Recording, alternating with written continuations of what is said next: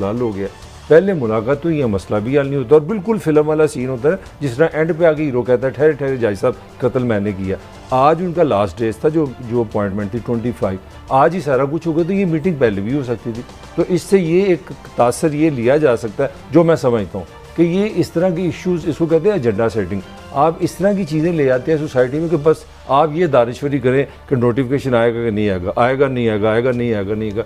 आपका कोई national issue discuss नहीं हो रहा, आपकी आवाम का कोई मसला डिस्कस। मेरी सबमिशन है इसमें, ये क्या मेरा ख्याल है मीडिया को जिम्मेदार नहीं ठहराना। नहीं, मैं मीडिया नहीं, मैं तो कभी भी, मैं एक और आपको खबर भी दे दूँ ना। देखें, आपने 8 दिन से, क्योंकि मैं गुजरात भी जाता हूँ, आपके रास्ते बंद हैं, अल्लाह आपको खुश रखे, आप लोग रहते हैं, वो कोई इशू नहीं था। आज जब वज़ीर आज़म की आर्मी चीफ से मुलाकात हुई है तो हमारे वज़ीर दाखिला भी आ गए। मैं यही अर्ज कर रहा हूं, वो भी कह रहे हैं जी मुज़ाकरात हो रहे हैं। मैं आपको खबर दे रहा हूँ, वहाँ से ये कहा गया जी ये मुज़ाकरात करें, मसले को हल करें। जी मैं यही अर्ज कर रहा हूँ कि इस दौरान आर्मी चीफ और मेरी इतला के मुताबिक प्राइम मिनिस्टर की कई मुलाकातें हुई हैं 6 अक्टूबर से लेके आज तक।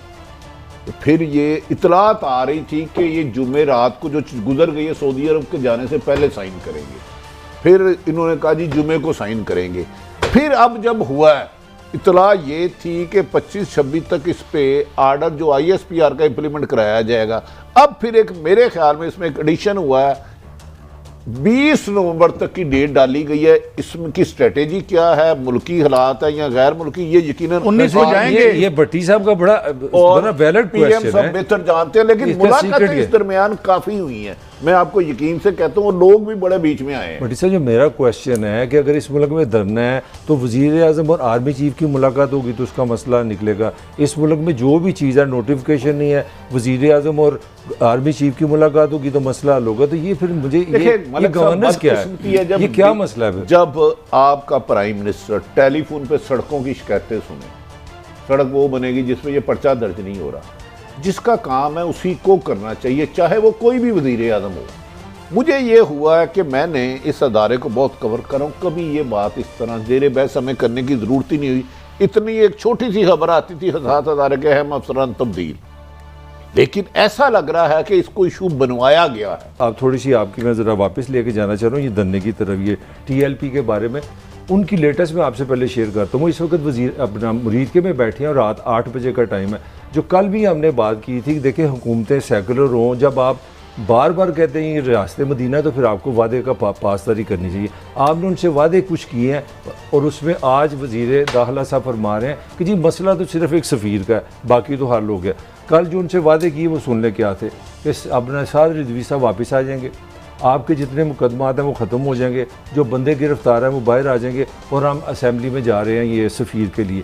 आज आपने, ये मैं आपको पक्की खबर दे रहा हूँ, वहाँ पे जो लब्बैक वाले हैं उन्होंने अनाउंसमेंट कर दी कि इस धरने में जो हज़ारों लोग हैं, जब तक साद रफ़ीक खुद साद रिजवी साहब खुद नहीं आके कहते धरना ख़त्म नहीं करेंगे, हम किसी सूरत ख़त्म नहीं करेंगे। वो मतलब पूरा ज़ेन बना के आए हुए कि हमने ये इसका डू और डाई करना है। और आपने उनको इस तरह का बहाना लगा रहे हैं जी कि असेंबली में हम ना इस तरह करते हैं, करारदाद पेश कर देते हैं, फिर उसको ना हम कमेटी के हवाले करते हैं। यार इस तरह तो नहीं ना करते। अगर या आप अगले के जज्बे की कदर करें या आप उनको रोकें। अब वहाँ पे इस तरह के फार्मूले ला रहे हैं जी कि तजारत पे असरअंदाज हो जाएगा, डॉलर नहीं मिलेगा, ये नहीं होगा। तो इस तरह के पहले डॉलर के साथ क्या हो रहा है, फजूल ही सी बात है। डॉलर आपके कब्जे में नहीं है। एक रजा बाकर साहब बैठे हुए हैं यहाँ पे, डॉलर वो नीचे गिराए जा रहे हैं, यहाँ के मैशेदार थोड़ी सी जरूरत नहीं है गिराने की। हाँ जी, मुरीद के में वो लोग पूरा मन बैठे हुए हैं, उन्होंने कोई रास्ता बंद नहीं किया।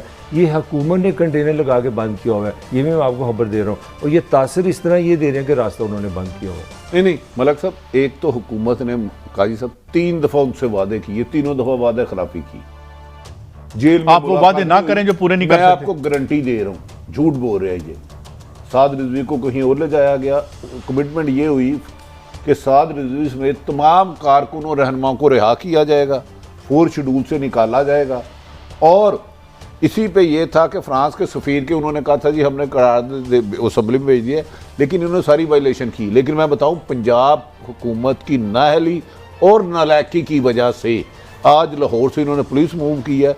इस पुलिस में ना इतनी कॉम्पिटेंसी है, ना इन्हें इस किस्म की ट्रेनिंग है, ये इस जुलूस को नहीं रोक सकेंगे। मुझे खदशा खुदा ना खास्ता, चाहे पुलिस का हमारा भाई जवान हो या तरीके लब्बैक का नौजवान, खून तो हमारा है, इसे हर चीज को अपनी अना की लेकिन बेल एक ना भट्टी चढ़ाए। साहब देखिए कितनी अफसोस की बात है, नबी पाक से सब प्यार करते हैं, वो पुलिस वाला हो आप वो मुझे समझ नहीं आई लड़ाई क्या है, कोई समझने वाली ये बात अपनी हुकूमत से पूछे ना कि जो वादे पूरे नहीं कर सकते अगर वो गलत है तो आज इतनी हिम्मत मैं करें तो आपको खबर दे रहा हूँ, एस्टेब्लिशमेंट ने कहा है ना जी मुज़ाकरात करें, ये मसला हल करें। आपकी जीटी रोड लाइफ है यार, हर 3 दिन बाद बंद हो जाती है, किसी को पता ही नहीं, और आपने हल किया हुआ है, आप वहाँ पे इंटरनेट बंद कर देते हैं, खबरें नहीं आती, वो समझते हैं मसला हल हो गया।